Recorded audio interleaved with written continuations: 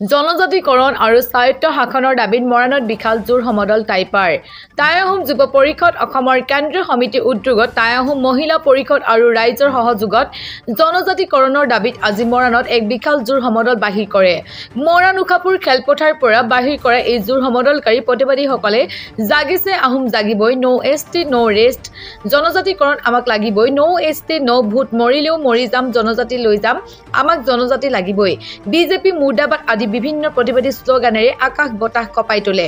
মৰাণ নগৰত সমদল কৰাৰ পাছত পুনৰ উখাপুৰ খেলপথাৰত সমদলৰ অন্ত পৰে। উল্লেখ্য যে এই কাৰ্যসূচী দিগন্ত তামুলী গোটৰ টাইপাই অনুষ্ঠিত কৰে। সমদলক নেতৃত্ব প্ৰদান কৰে গ্ৰীণ বুঢ়াগোহাঁই, ৰঞ্জন বৰুৱা, অভিজিত বুঢ়াগোহাঁই, নিপম দিহিঙীয়া, ৰেখা গগৈয়ে।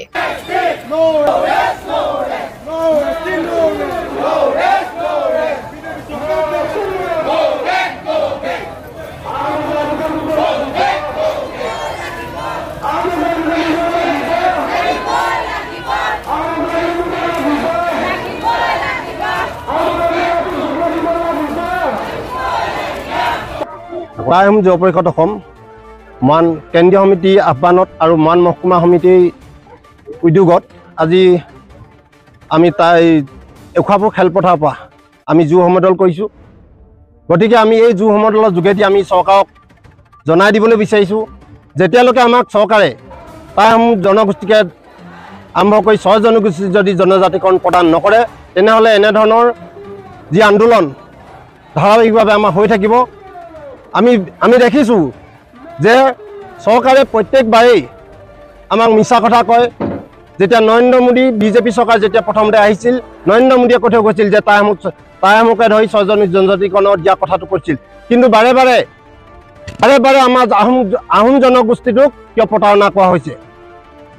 আমি সামাজিক মাধ্যমত দেখিছোঁ যে আদিত্য খাকলেই লিখা মানুহে আমাক ক'বলৈ ধৰিছে যে টাই আহোম জনগোষ্ঠী কি কাৰণে নিদিব, এইটো আমাৰ জন্মস্বত্ব অধিকাৰ। গতিকে আমি হিমন্ত বিশ্ব শৰ্মাৰ লগতে নৰেন্দ্ৰ মোদী ডাঙৰীয়াকো আমি জনাবলৈ বিচাৰিছোঁ, যদি আমাক জনজাতিকৰণ নিদিয়ে, এইবাৰ আমি টাই আহোম জনগোষ্ঠীয়ে আমি কঁকালত টঙালি বান্ধিছোঁ।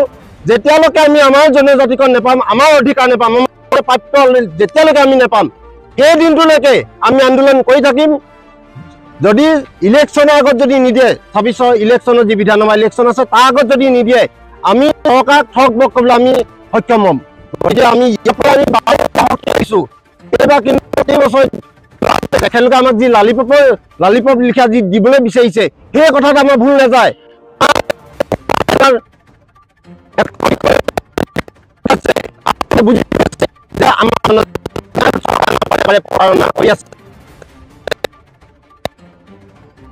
যিদিনালৈকে আমাক জনজাতিকৰণ নিদিব, সেইদিনালৈকে সদায় ৰাজপথ কঁপি থাকিব। আমাৰ যিহেতু আপোনালোকে দেখিছে ডিব্ৰুগড়, সোণাই ইত্যাদি অসমৰ বিভিন্ন ঠাইত আমাৰ জনজাতিকৰণ আন্দোলন আৰম্ভ হৈছে আৰু এই আন্দোলন ধাৰাবাহিকভাৱে হৈ থাকিব। প্ৰথমতে মই খুব টাং জনাইছোঁ সকলো লোকে।